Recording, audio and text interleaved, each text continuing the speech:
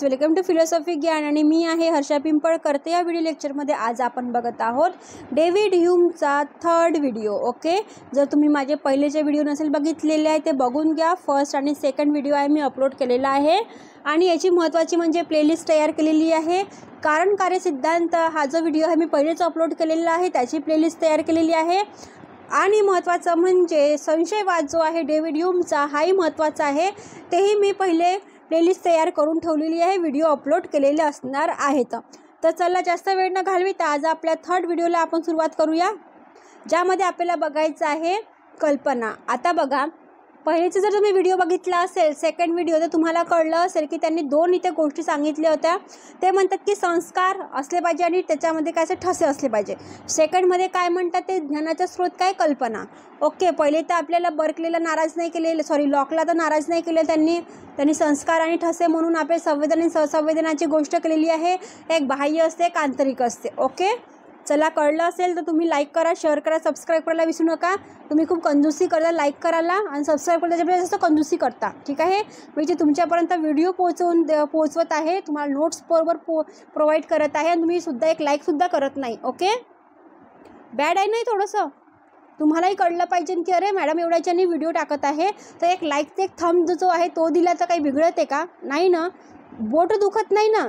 Okay, तसं आहे तुमची मर्जी.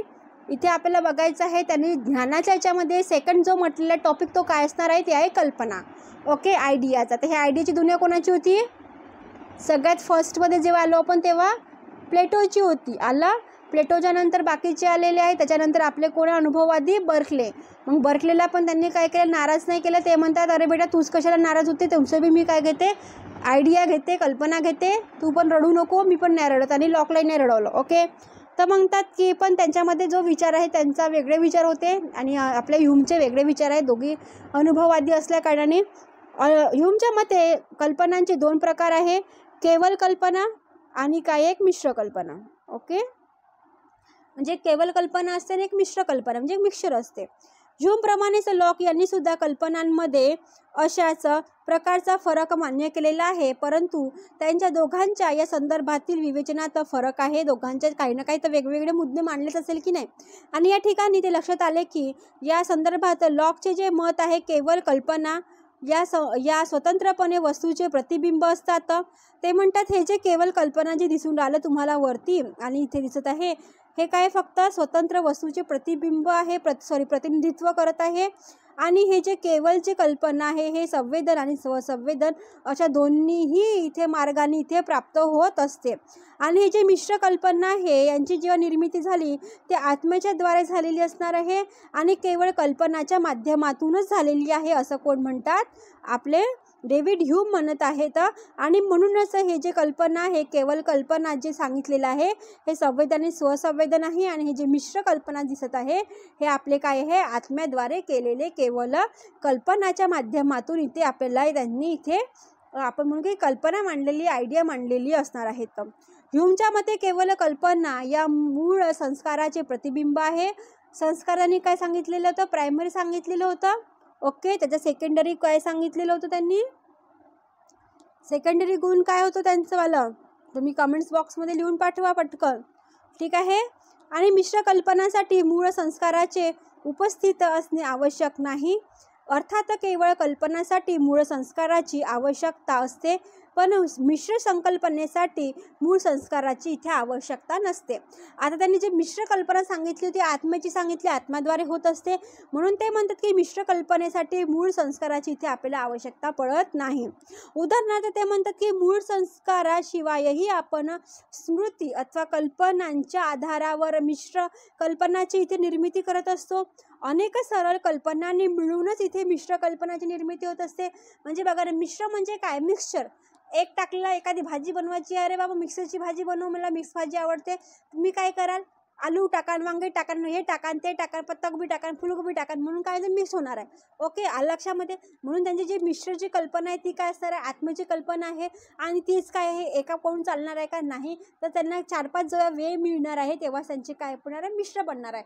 म्हणजे सरळ कल्पनेपासून जेव्हा मिश्र कल्पनेकडे जात आहे, आणि म्हणूनच ते म्हणतात की अनेक जेव्हा सरळ कल्पना इथे निर्माण झालेली आहे तेव्हा तिथे काय झालं, मिक्सर कल्पना इथे निर्माण झालेली आहे.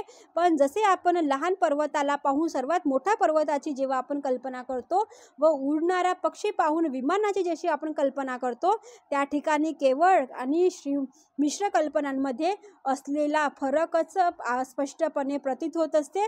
संस्काराशिवाय केवळ कल्पनाचं उत्पन्न होत नाही. ठीक आहे, संस्कारशिवायच इथे केवळ कल्पनाच उत्पन्न होत नाही असे आपण कोण म्हणतात, डेव्हिड ह्यूम म्हणतात. उदाहरणार्थ ते म्हणतात की जन्मापासूनच आंधळा असलेल्या व्यक्तीला रूप या कल्पनेचे किंवा बहिरा असलेल्या व्यक्तीला शब्द या कल्पनेचा अनुभव येणार नाही.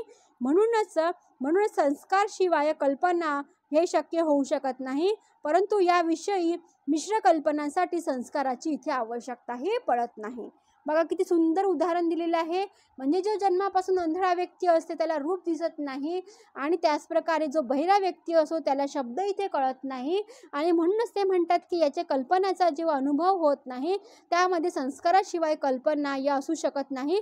आणि याविषयी तर मिश्र कल्पनासाठी संस्काराची पण इथे आपल्याला आवश्यकता पडत नाही. आता इथे आपण बघणार आहोत संस्कार आणि कल्पना या दोघांमधला डिफरन्स काय असणार आहे, फरक काय असणार आहे. Okay, difference between impression and ideas. Okay, संस्कार ज्ञान प्रक्रियेचा सर्वात मोठा इथे टप्पा आहे. संस्कार अधिक सजीव आणि स्पष्ट असते. त्याचा आपणास प्रत्यक्ष अनुभव येत असतो आणि त्यांना आपण प्रमाणित मानत असतो. त्यांच्यापेक्षा कल्पनांमध्ये स्पष्टता आणि सजीवपणा या कमी प्रमाणात पाहायला मिळत असते, आणि म्हणूनच त्यांना आपण गौण म्हणत असतो. आता बघा ना, कल्पना आणि आयडियाची दुनियामध्ये ते गौणच आहे ना, सेकंडरीच आहे का नाही. आणि आपण संस्काराला काय म्हटलं होतं, प्रायमरी म्हटलं होतं. आलं तुमचं क्वेश्चनचा आन्सर इथेच. आणि म्हणूनच ते कारण यांना संस्काराचाच आधारित राहावे लागते. कोणत्याही संस्काराची जेव्हा सुरुवात ही संस्कारापासूनच होते. म्हणूनच संस्कार कल्पनेचे मूळ रूप जेव्हा आपण पाहतो किंवा मूळ रूपामध्ये जेव्हा परिवर्तन आपल्याला घडून येते किंवा आपण मूळ रूप पाहतो, त्या काळाच्या दृष्टीने विचार केला तर संस्कार पूर्वीवती आणि कल्पना अनुवती इथे आपल्याला दिसून येते. म्हणजे संस्कार जे आहे पहिले होऊन गेलेले राहते, आणि त्याच्यानंतर आपल्याला कल्पना म्हणजे त्याच्यानंतर इथे आपल्याला पाहायला मिळते. लक्षामध्ये पूर्ववती आणि अनुवर्तीमध्ये, पूर्ववती म्हणजे पहिलेच, अनुवर्ती नंतरचं. ठीक आहे. आणि थोडक्यात याच्यामध्ये आपल्याला जेव्हा आपण एक्सपिरियन्स जेव्हा म्हणत असतो तेव्हा पास्ट आणि त्याच्यानंतर आपण प्रेझेंटची ते गोष्ट करत असतो. आणि म्हणूनच ह्यूम असे म्हणतात की कधी कधी संस्कार अस्पष्ट आणि कल्पना या स्पष्ट प्रमाणात दिसून येते आहे ना. उदाहरणार्थ स्वप्नावस्थेमध्ये वेडेपणा, ताप, क्रोध, घृणा, द्वेष इत्यादी अवस्थेत कल्पना अधिक स्पष्ट प्रतीत होतात आणि संस्कार आपल्याला अप्रतीत होतात.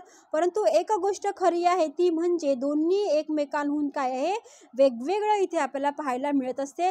आणि अशा प्रकारे जेव्हा ह्यूमने हा जो सिद्धांत मांडलेला आहे त्या सिद्धांतामध्ये संस्कार आणि कल्पनाच आपल्या ज्ञानाचे एक काय आहे, विषय आहे, हेच आपल्याला इथे सांगावं लागणार आहे. म्हणजे संस्कार आणि कल्पना या दोन्ही गोष्टी इथे आवश्यक असणार आहे. आणि ज्ञानाचा जेव्हा आपण ज्ञानाची जेव्हा गोष्ट करतो, नॉलेजची जेव्हा गोष्ट करतो, या दोघांचाही विषय आपल्याला इथे घेऊन चालावाच लागणार आहे. ठीक आहे. तुम्हाला व्हिडिओ एक वेळा बघितल्यावर कळणार नाही, आलं लक्षामध्ये कुठलीही गोष्ट, कारण तुम्ही जर पहिले वाचलं असेल तेव्हा तुम्हाला समजलं असेल, तेव्हाच तुम्ही एका याच्यामध्ये तुम्हाला व्हिडिओ समजेल. पण तुम्ही म्हणाल की मॅडम मला एका याच्यात व्हिडिओ समजणार आहे, हे कधी होणार नाही आहे. आणि म्हणून तुम्ही व्हिडिओला 2-3 वेळा जेव्हा रिवाईज कराल आणि तुम्ही तुमच्या हाताने नोट्स काढून ठेवाल, तेव्हा तुम्हाला कळेल की मी याच्यामध्ये मला काय लिहायचं आहे आणि मला काय वाचायचं आहे, आलं लक्षामध्ये. आणि मी काय सांगत आहे हे तुम्हाला नंतर कळणार आहे. म्हणूनच तुम्ही व्हिडिओ बघत चला. ठीक आहे. इथे आपला व्हिडिओ 3rd संपलेला असणार आहे, आणि यानंतर अजून 2 व्हिडिओ मी अपलोड करणार आहे लवकरात लवकर. व्हिडिओला लाईक करा, शेअर करा, सबस्क्राईब करायला विसरू नका. आणि महत्त्वाचं म्हणजे तुम्ही तुमच्या बुकमध्ये, वहीमध्ये कुठेही नोट्स काढून ठेवा. ओके. तेव्हा जेव्हा तुम्ही रायटिंग करता तेव्हाच तुम्हाला कळते की मी ते काय समजत आहे आणि मला काय इथे समजून घ्यायचं असणार आहे. आलं लक्षात. मी कितीही समजून सांगितलं तरी तुमच्या डोक्याच्या पलीकडे जाणार, जोपर्यंत तुम्ही स्वतःहून इथे आपलं काम करत नाही तोपर्यंत. चला ठीक आहे.